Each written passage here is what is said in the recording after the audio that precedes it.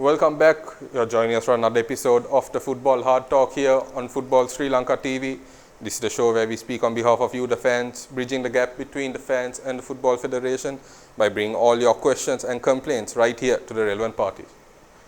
Today, we are joined by a very special guest. He is a man with over 24 years in the coaching industry, coaching all around the world, and now he is the head coach of the football national team of Sri Lanka, as well as the technical director of the Football Federation of Sri Lanka, Mr. Amir Alargic. Thank you very much for joining us today, sir. Thank you for having me.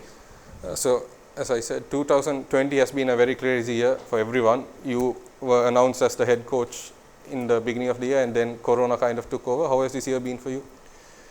As you said, Corona really hit hard. Everybody, personally, professionally. So I'm not any exemption. Since I come, I'm trying to adapt for the new style and new life in Sri Lanka. This first time, of course, that I'm in this country. It's very specific football-wise as well. I try to learn as much as I can the local language, the local habits, the people, the situation about football in this country. And so far, but many things simply couldn't make it to accomplish. I will tell a little bit later because of this Corona, honestly, and that's prevented me a lot this year. So one main thing about every head coach or manager of any big nation or club is what everyone wants to know is what their coaching philosophy is. So in brief, can you just give us an insight into what your coaching philosophy is exactly?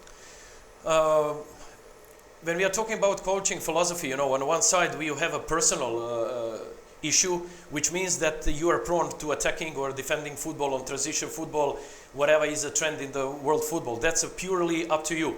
But on the other hand, when you come to federations or clubs like in Sri Lanka Federation, you have to adjust all these things. You cannot say 100% you go with one way because obviously you depend on the resources, human resources of the players, of the tradition, all kind of things. So basically what I try to bring in these 10 months is a first national curriculum.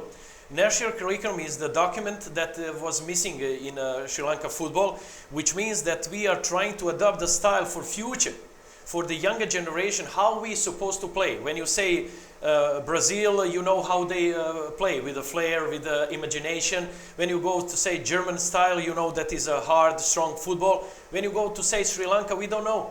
Basically because, we lost that track since mid-90s, and the professional basis. So we don't have a particular style how we play. I want to change that, especially we will start from the grassroots implementing 4-3-3 system, which is now the most popularized system in the world.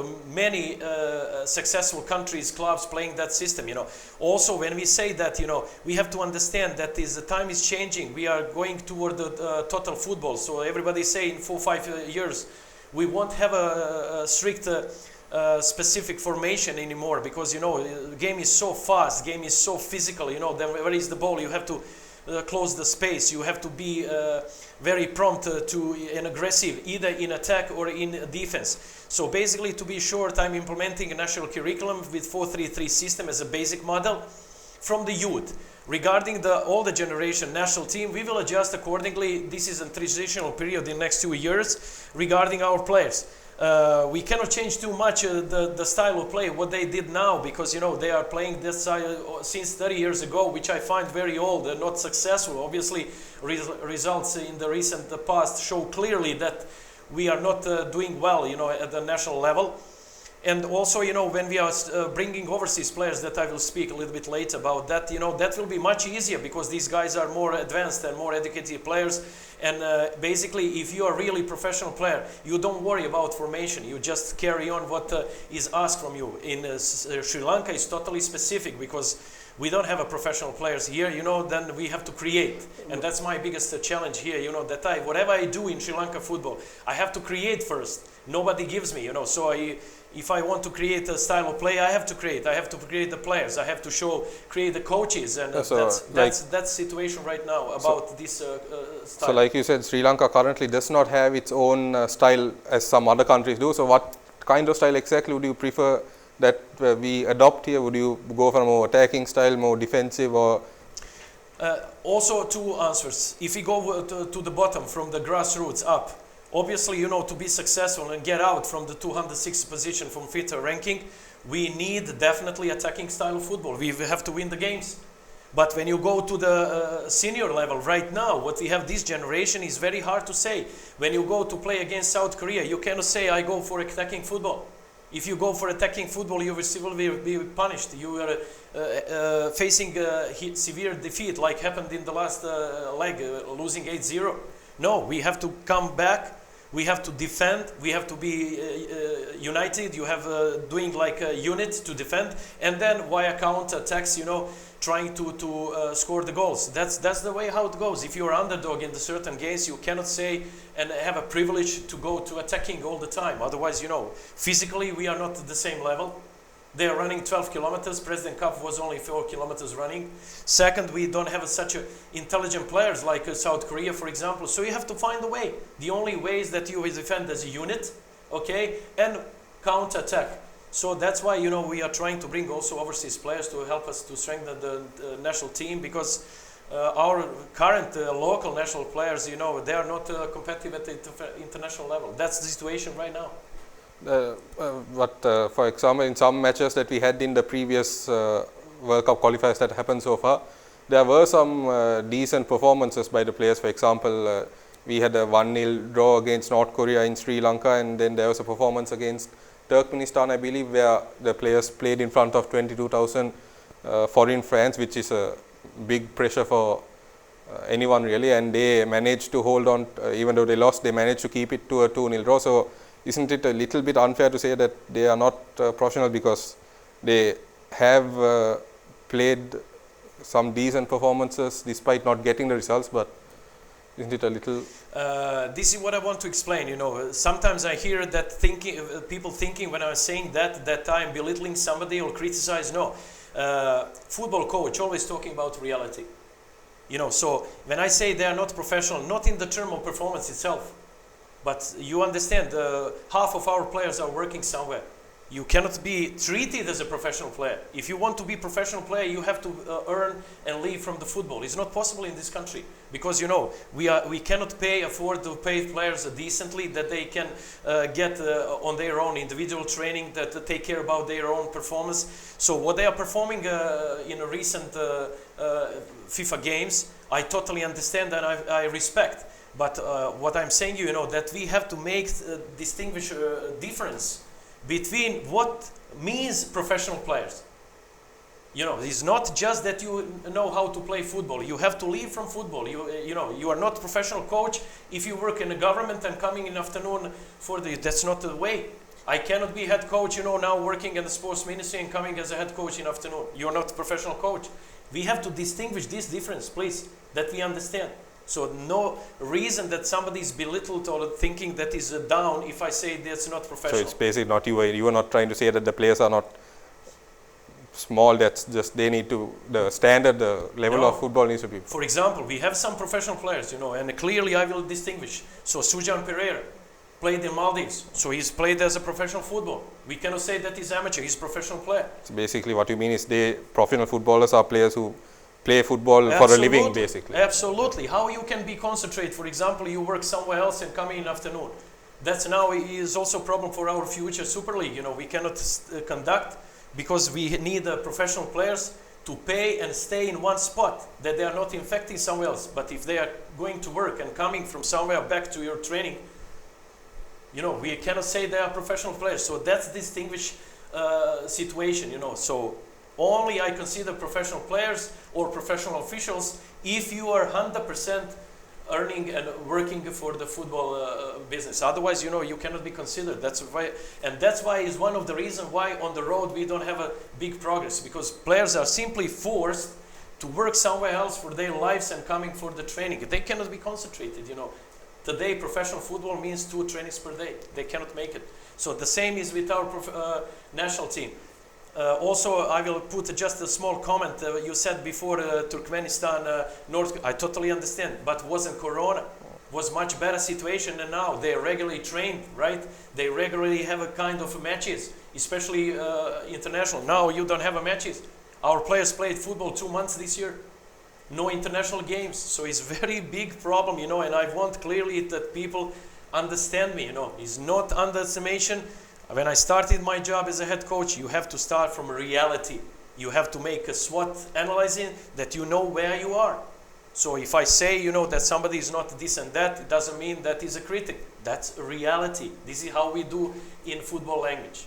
So when you were announced as the head coach of the Sri Lankan national team early this year, you were also given the responsibility of being the technical director of the Football Federation of Sri Lanka. So since that time, can you just give us a little insight into what development you have brought into the federation as technical director? I started, as you correctly said, as a head coach. Then after a certain period of time, I spoke with our management, and they realized that a part of that I can be, because we missed that position, to be technical director. Then AFC approved my appointment, and that's how we started. Why? Actually, that was my proposal, accepted by FSL management, because as a head coach, I saw that we are missing the supporting system. As a head coach, you cannot be successful if you don't have a supporting system. What is supporting system? This is a budget. This is coaching stuff. This is media. This is marketing. This is facilities. All kind of things we don't have. So then, simply, I said to the management, okay, I know these things. I worked also 5 times in my career as a technical director worldwide.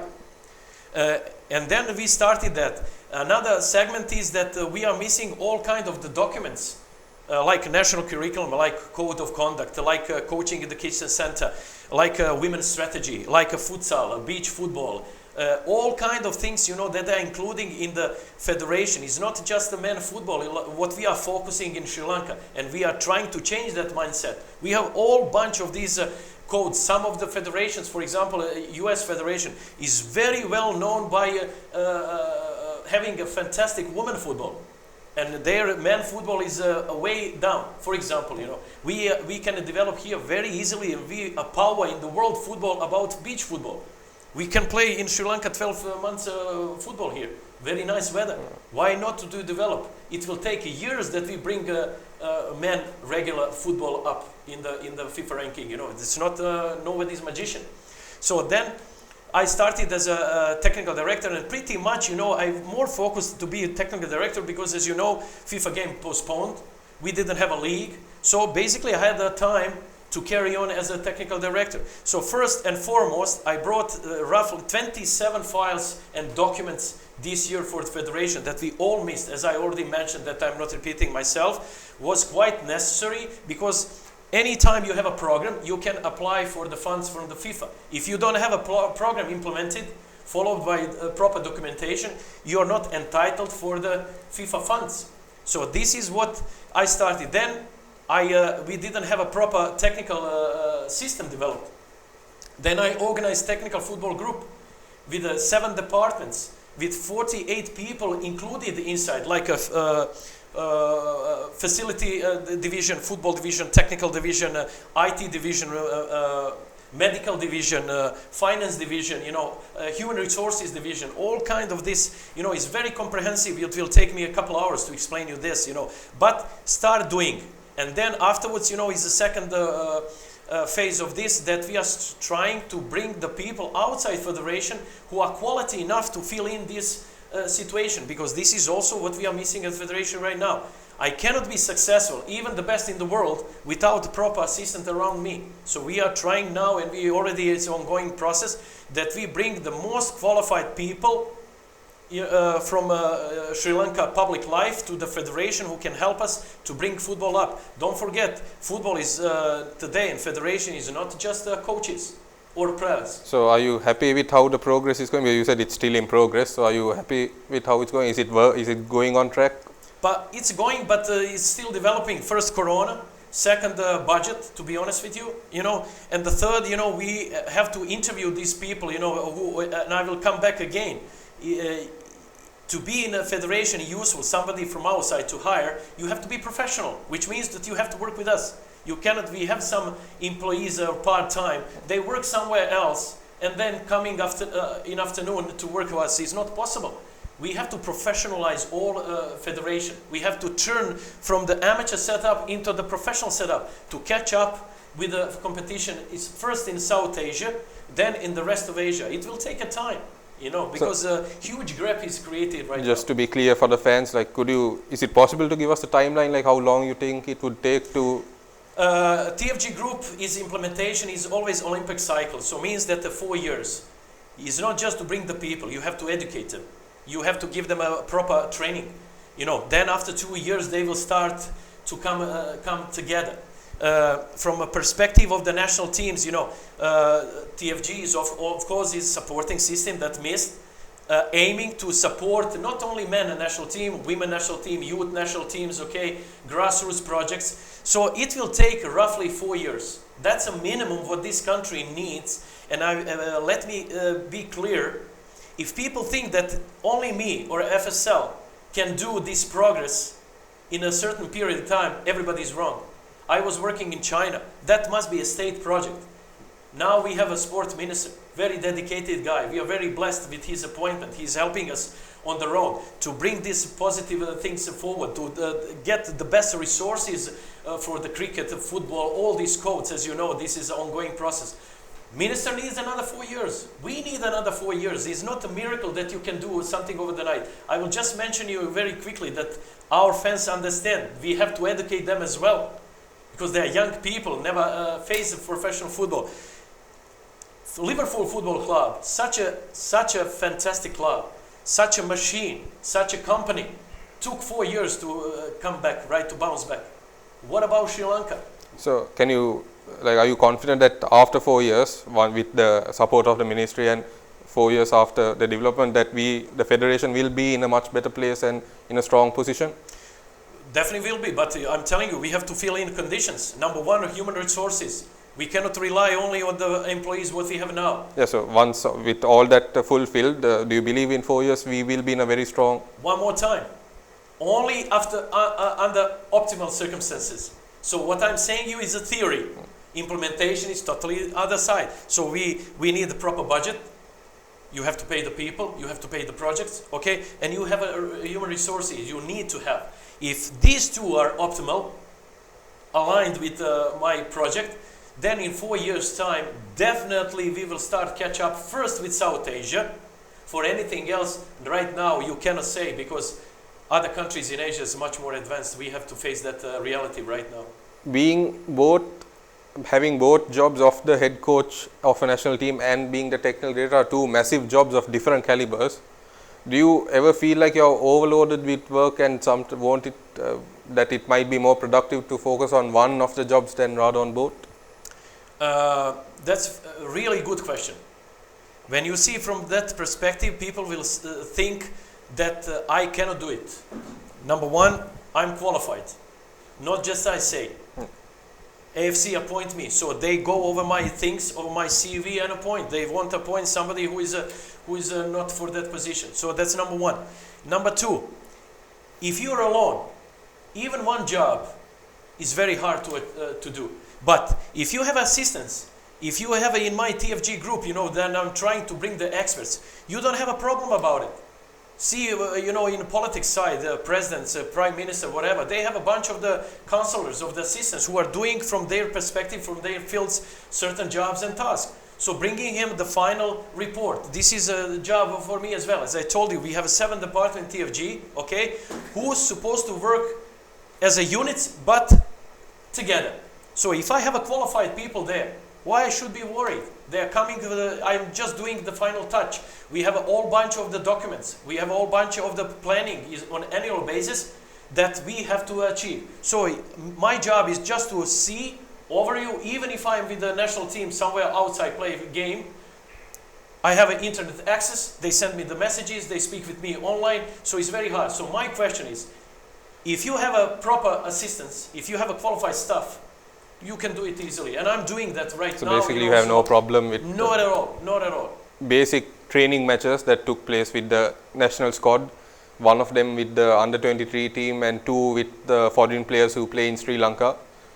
The under-23 match was the under-23 team won basically, whereas with the two matches with the foreign teams, foreign team won one and the second one was a draw. So basically it didn't go well for the national squad at all. Can you just give us insight of what exactly happened in those matches and what you took away from those matches going forward? You're correct. We played because we didn't have a chance to arrange international games. So I took the chance first with thinking who is such a counterpart, and that I find out. That was the early stage when I came.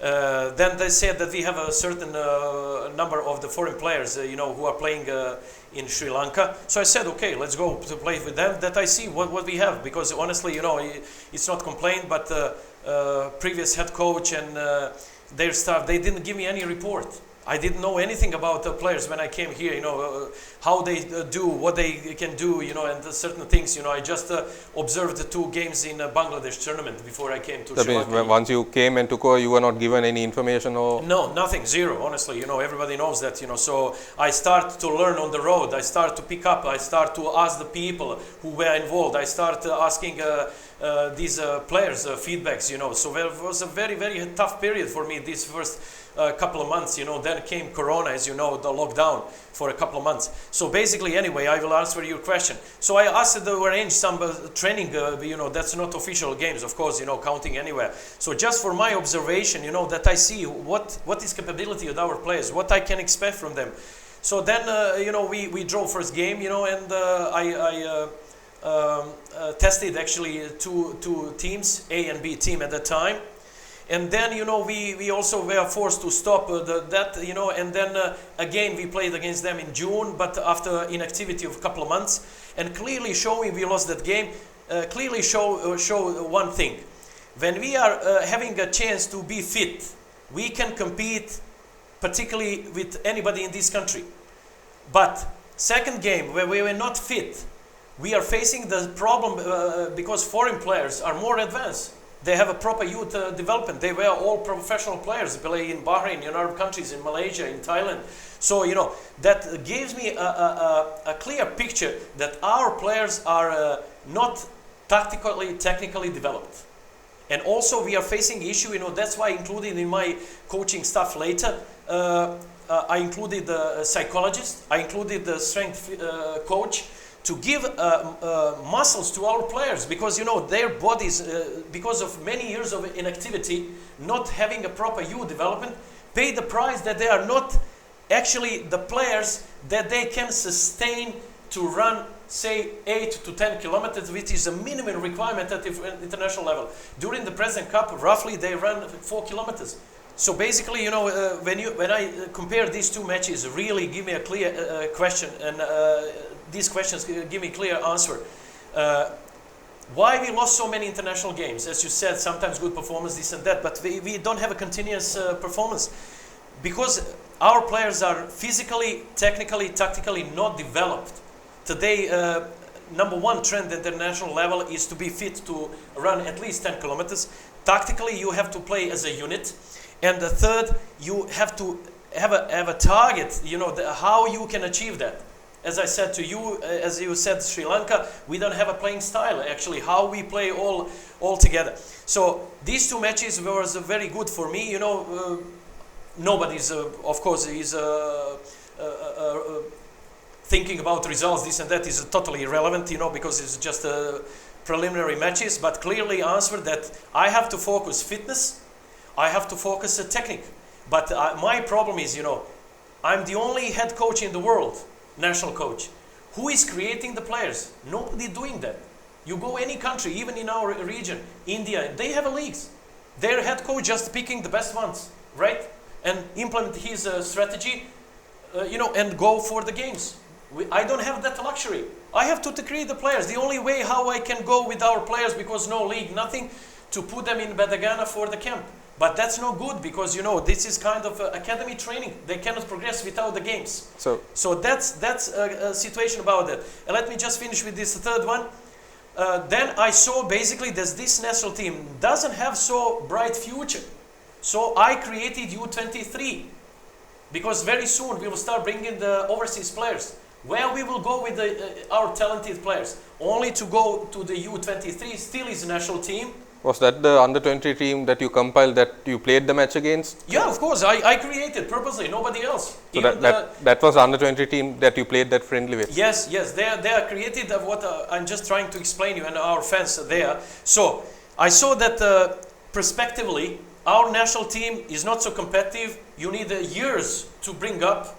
Only 1 kilometer, don't forget, telling you from the point of training view. 1 kilometer to raise up the standards of running needs 7 to 10 months. Who will wait that? In that way, we need another 5 years to wait this generation. So then I started the process about overseas players, more advanced. We find the people in France, German Bundesliga, Australia, Norway, Italy, Switzerland, UK. They are much more advanced. They will come here and strengthen our teams. Our talented players who cannot play for the senior national team will go to play for U23. We have SAF games, in October this year. This national team is supposed to go there. Mr. Amanullah is the head coach, so he's aligning with me. We are working very close, to bring the same formation, the same policy inside. Because once these guys progressing, they will come to us.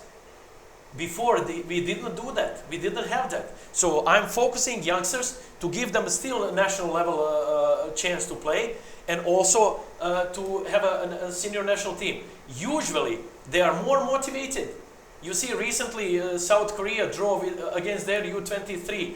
Thailand lost against their 23. Who else? And some other. Because these guys want to show me that they are better. They're very motivated. Our older national team is not so motivated. People, as I told you, working somewhere else, having a family, they are married. So that was a kind of balance that give an edge to the, and of course, after that game, now next pool we will talk about, and I will finish your question.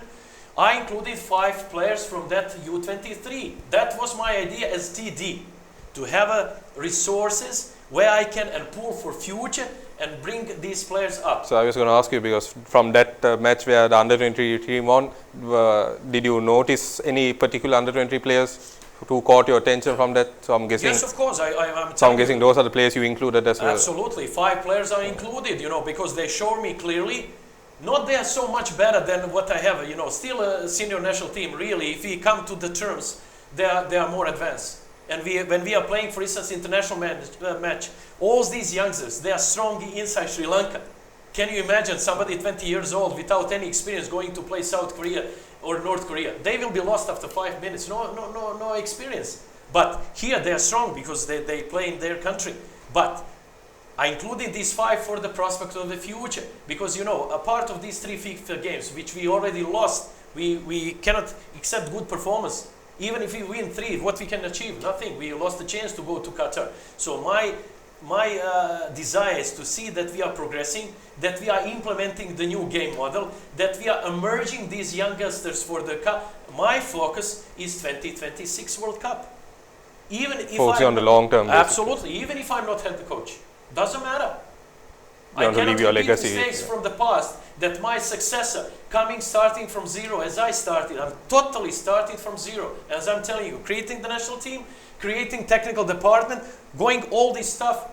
I introduced all this stuff here, and then even got some credit by FIFA, how Sri Lanka start to do and be active on the international stage. Now, these 3 games are not so good for us.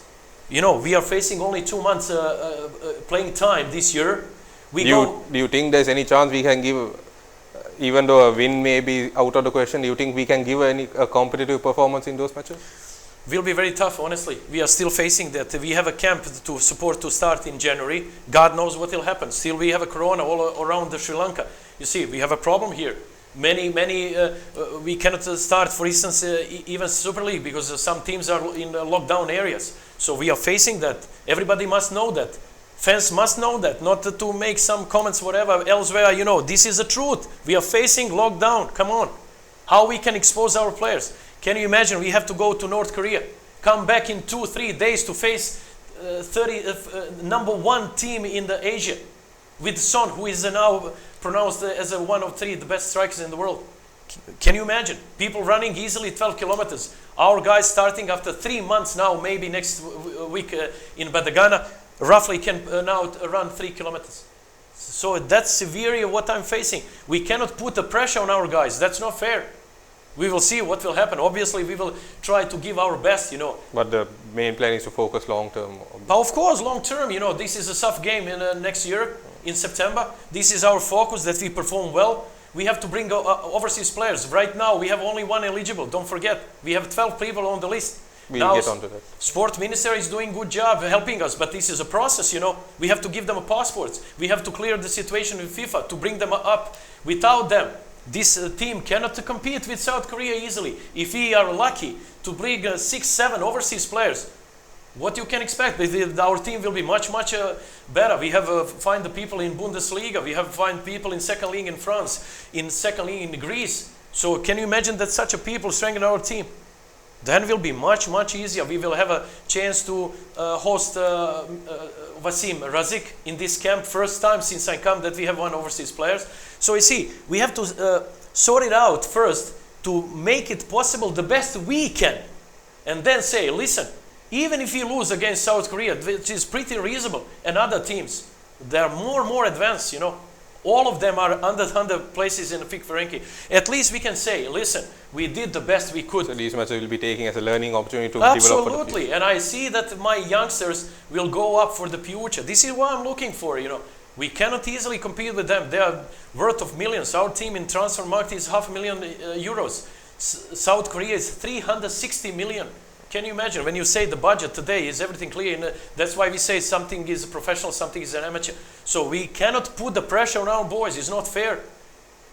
I spoke recently with the sports ministry as well. They are also focusing not only for football, long term. That must be changed in Sri Lanka as well. Mindset, not from today to tomorrow. No, long term. Long term, as we agreed, is 4 years.